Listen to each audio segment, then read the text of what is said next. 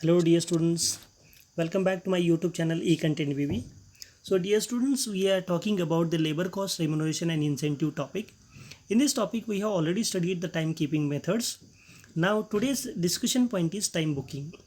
As I have been already discussed and explained you the difference between the timekeeping and time booking, but still I am again recalling all these things because to get it very clear what is the difference between time booking and timekeeping. So basically in timekeeping we are just recording the time of the arrival and departure of the worker. But in case of time booking we are here recording the time of the worker who has spent the time at the time of working on the different processes, products or job, as well as the we are calculating the cost of total labor who has been spent time for that particular hours work.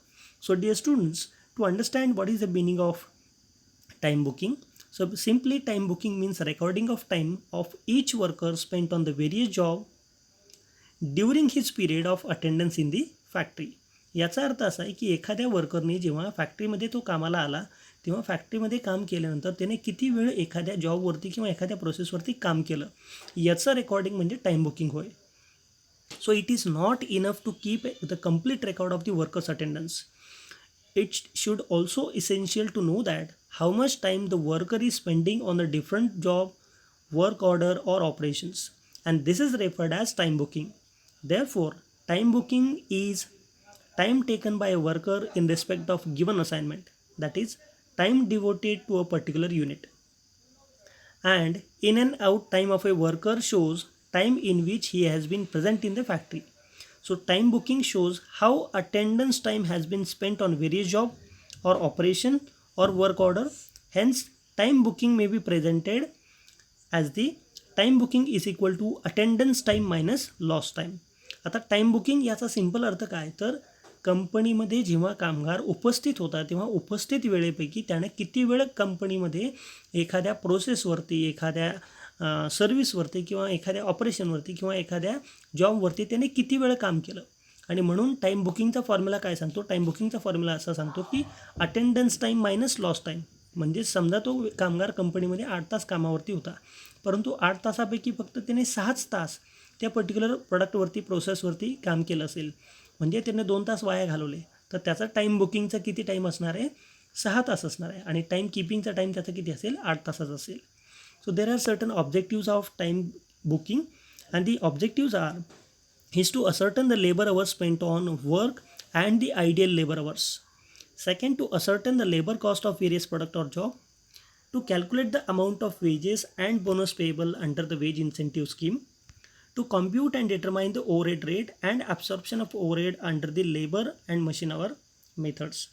To apportion the overhead against the job. And last objective is to evaluate the performance of labor by comparing the actual time booked with the standard or budgeted time. There are different methods of time booking also. A number of methods which are used to know the quantum of the time spent on the job, operation or a process. And some of the important methods of time booking are the daily time sheet. In this method, one sheet is allotted to each worker in which he records the time spent by him on each of the job during the day. This method is suitable in case of those workers who has to choose their job frequently during a day. For example, maintenance worker. So there are certain advantages of this method of daily timesheet. Number one, it is simple and easy to understand. And these sheets which are provided to the workers which are suitable even in case of maintenance of work or services. The foreman will know the quantum of work performed by each of the worker in a day, and there is a close check on the correctness of the foreman who signs daily. In case of number of jobs to be performed by a worker in a day, the paperwork is less and compared to the job and card system. आता बघा की याच्यामध्ये जी आपली पहिली method आहे, तर पहिल्या मेथडमध्ये आपण काय म्हणतो की डेली टाईमशीट. आता यामध्ये काय केलं जातं की प्रत्येक कामगाराला एक टाईमशीट दिली जाते जी प्रत्येक कामगाराकडे असते. आणि जेव्हा प्रत्येक कामगार हा एखाद्या कामावरती काम करायला सुरुवात करणार आहे तेव्हा तो कामगार त्यामध्ये त्याचा रेकॉर्ड ठेवणार आहे की मी हे काम करण्यासाठी आता सुरुवात केली आणि मी हे काम इतक्या वाजता संपवलेलं आहे. आणि जेव्हा त्यांचं हे काम संपेल अशा वेळेला त्या ठिकाणी जो फोरमन अपॉइंट केलेला आहे तो फोरमन काय करेल की त्या ठिकाणी साईन करेल की या व्यक्तीने इतक्या वाजता काम सुरू केलं आणि याने इतक्या वाजता काम संपवलेलं आहे. म्हणजेच काय की प्रत्येक कामगार हा प्रत्येक प्रोसेसवरती किती वेळ काम करतो याचा आपल्याला एक्झॅक्टली रेकॉर्ड मिळू शकतं. आता दुसरी मेथड आहे ते म्हणजे weekly timesheet. So this method is quite similar to daily timesheet except that instead of recording the work done for a day only, here it records the time for all the job during a week is made. And this type of record is mainly suitable for the intermittent or intermittent job and is commonly used for recording the time in building or construction work. As compared to daily timesheet, a clerical work is considered to be reduced and the specimen form of weekly timesheet is also being given to each and every worker. आता weekly टाईमशीटमध्ये फारसा काही फरक नाही आहे, फक्त जे आपण daily recording करत होतो तेच आपण या ठिकाणी काय करतो तर वीकली रेकॉर्डिंग करतो. तर डेली टाईमशीट ही जी आहे तर ती जे आपले मेंटेनन्सचे जे वर्कर्स लोक असतात तर मेंटेनन्सची जे सर्व्हिसेस देतात अशा वर्करसाठी ते सुटेबल आहे. तर ज्या ठिकाणी कन्स्ट्रक्शनचं काम बऱ्याच ठिकाणी चाललेलं असतं तर कन्स्ट्रक्शनच्या कामाच्या ठिकाणी आपण वीकली टाईमशीट वापरत असतो की ही जिथं सुटेबल ठरते आणि यामध्ये आपलं जे क्लेरिकल काम आहे ते कमी होतं, कारण की आपल्याला आठवड्याच्या शेवटी त्याने किती काम केलं ह्याचं साईन तो फोरमन त्या ठिकाणी करत असतो. त्यामुळे आपलं फारसं जे काही पेपरवर्क आहे ते पेपरवर्कसुद्धा या ठिकाणी कमी होण्यासाठी मदत होते. आता याची तिसरी जी मेथड आहे टाईम बुकिंगची ती म्हणजे job card. So in this method job card or job ticket is issued to each worker specifying his job. The worker record his time by hand and though time recording clock on the job card is starts when the worker completes the work, he again write the or punches the time on the card. A job card thus provide an information about the nature of work done, the labor time spent thereon and its cost. Job card also enable the management to keep a close check on the time spent by the worker on each job carried out during the day. The total duty time of a worker, it should tally with the time shown on the job card.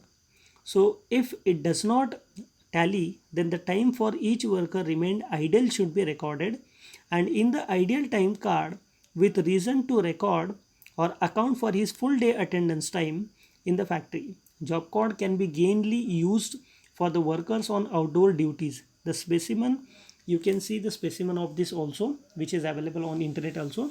तर job card method काय आहे तर job card मेथडमध्ये प्रत्येक कामगाराला एक job card किंवा job ticket दिलं जातं की ज्या तिकीटामध्ये त्या व्यक्तीला सांगितलं जातं तुम्हाला काय काम करायचं आहे आणि ते किती वेळात करायचं आहे.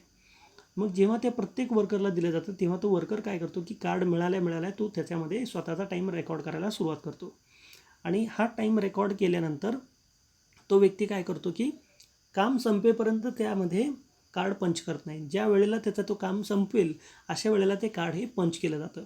म्हणजेच एका व्यक्तीने एका दिवसामध्ये किती वेळा काम केलं आणि ते कार्ड किती वेळा पंच झालं आणि जर त्याने ते काम कार्ड पंचच केलं नसेल तर तो आयडल टाईम म्हणून धरला जाईल. म्हणजेच एखादा वर्कर जेव्हा फॅक्टरीमध्ये येईल तेव्हा त्याला कार्ड दिलं जाईल आणि ते कार्ड जेव्हा त्याला एखादं काम समजून सांगण्यात येईल तेव्हा ते काम सुरू करताना तो काय करेल की काम सुरू करतानाचा टायमिंग त्याच्यामध्ये रेकॉर्ड केला जाईल आणि जेव्हा त्याचं काम संपेल तेव्हा तो वर्कमनकडून काय करेल की फोरमन जो त्या ठिकाणी अपॉइंट केलेला असेल त्याच्याकडून ते कार्ड पंच करून घेईल. म्हणजेच त्याने ते काम किती वेळामध्ये पूर्ण केलं हे त्या ठिकाणी आपल्याला लक्षात येऊ शकतं.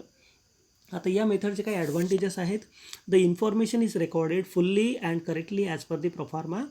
Worker has to fill up the required column only and his portion of writing is negligible. So this method provide useful link between the production control and costing and the information is suitable for cost analysis also. आता next method जी आहे time बुकिंगची ती म्हणजे labour cost card. आता labour cost card जी आहे तर या मेथडमध्ये काय केलं जातं तर total labour time of all the workers spent on a particular job or order on different activity is recorded and this card travels with the job. In place of preparing the separate job card for each worker, only one card is prepared and is passed on to the next worker for carrying out the next operation after the completion of the previous operation. Each worker records the time spent by him on a particular operation assigned to him, and when priced, this card gives the information about the total labor cost of the job at one place. It facilitates cost analysis. आता या ठिकाणी labour cost card जे आहे ते दिलं जातं. तर जसं जॉब कार्ड आहे त्याचप्रमाणे लेबर कॉस्ट कार्ड असतं की ज्या कार्डमध्ये एकच कार्ड सगळ्या वर्करसाठी बनवलं जातं. समजा एक वर्कर एका प्रोसेसमध्ये काम करत असेल तेव्हा त्यांनी ती प्रोसेसमध्ये काम पूर्ण केलं की तो काय करतो, तो कार्ड दुसऱ्या व्यक्तीला हँडओव्हर करतो. तर अशा पद्धतीने एका दिवसामध्ये एका प्रोसेसवरती काम करण्यासाठी ज्या ज्या कामगारांनी काम केलं त्यांनी टोटल किती काम केलं हे आपण एकाच कार्डच्या माध्यमातून टॅली करू शकतो. आता लेबर कॉस्ट कार्ड ही जी मेथड आहे याचे ॲडव्हान्टेजेस आहेत ते म्हणजे काय, तर याच्यामध्ये लेबर कॉस्ट जी टोटल जॉबची आहे ती इझिली आपल्याला कम्प्यूट करता येते. आणि दुसरं म्हणजे की आपण त्या कामावरती एकूण किती टाईम घालवला हे पण आपल्याला लगेच शोधता येतं. परंतु त्याचप्रमाणे याचे काही डिसॲडव्हान्टेजेससुद्धा आहेत आणि ते म्हणजे जर का काम हे फार लाँग पिरियडसाठी किंवा लांब कालावधीसाठी चाललं तर अशा वेळेला वर्करची अटेंडन्स घेणं थोडंसं अवघड होऊ शकतं. आणि वर्कर जेव्हा त्या ठिकाणी आपले स्वतःचे डिटेल्स एंटर करतो किंवा टाईम तो लिहितो तेव्हा असं पण होऊ शकतो की बऱ्याच लोकांनी त्या व्यक्तीने खूप जास्त वेळ घेतला एक काम करण्यासाठी असं पण होऊ शकतं. कारण की सगळे लोक मिळून काम करत आहेत तर प्रत्येक व्यक्तीने एक्झॅक्टली किती काम केलं हे त्या ठिकाणी समजू शकत नाही. There is one more method of time booking which is called piece work card. The worker may be paid according to the work done by him instead of on the basis of time spent by on a particular job. In such a case, piece work card is maintained for each worker. Whenever the payment is made at the certain rate per unit of output or per article manufactured, the quantity of work done has to be taken into account.